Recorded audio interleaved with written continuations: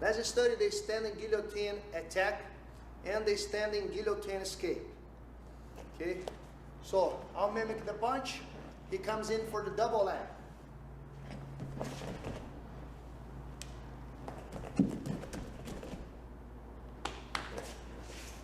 That's the guillotine choke. Okay, so let's say I am throwing a strike here. He will dodge my punch and come in for the double leg. My first reaction is to squat down and move back.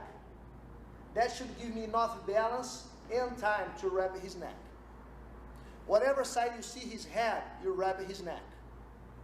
After that, at the other side, you come in front of his shoulder and hold your own wrist. Just like that. Then you lock your elbows on your ribs. And you start pulling your wrist up. Okay?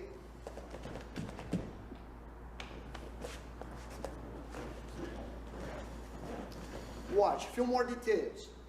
Shoots for the double. Squat down and back. Wrap his neck and hold my own wrist. Lock my elbows on my ribs. You don't want to apply this choke just with your arms' strength. Watch the way I move my hips into the choke.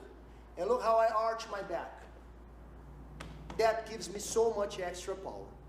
We will see now what to do if someone tries that choke against us. So this time my partner will mimic the punch. And I am the one shooting in for a double leg or a body lock takedown. So I'll stop right here. He'll wrap my neck. Okay, so here's what we should do. Aperta aí.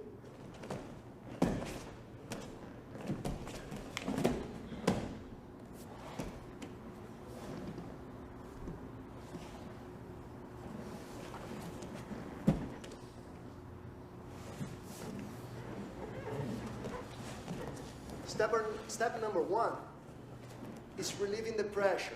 So, avoid his strike and shoot, he grabs my neck. As soon as I see the choke there, I pull his wrist down against my chest and I tuck my chin. He will put more pressure. He might have it. That's because I need one more step. That hook on his shoulder. It's not so much my hand on his back, but it's the hook my arm makes on his shoulder. So now when he puts pressure, you see, even if he gets me off the mat, I don't really feel the choke. Go one more time. Watch, I don't really feel the choke. When he needs to rest his arm for a little bit, I step behind his knee for the takedown. Block his knee and I drive. Make sure to post your hands and step back. Don't fall on top of your partner when practicing that technique. You drive, post, and then you go chest to chest.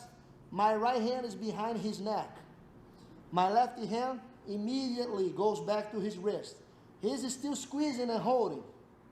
I raise my hip and I drive my shoulder really heavy on his neck.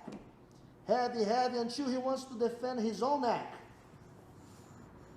That's when I go chest to chest, underneath his elbow, hands together, shoulder on his jaw, and I establish the side mount control. One more time. My partner will mimic the punch. I will avoid his strike. Shoot in, he'll wrap my neck. One grip on his wrist, pulling down. Tuck my chin and hook on his shoulder. Watch the hook. Now he tries the choke. I don't really feel it. Time for the takedown. Make sure to walk to the opposite side of your head. If you miss that important step, you might hit your head on the ground. Watch.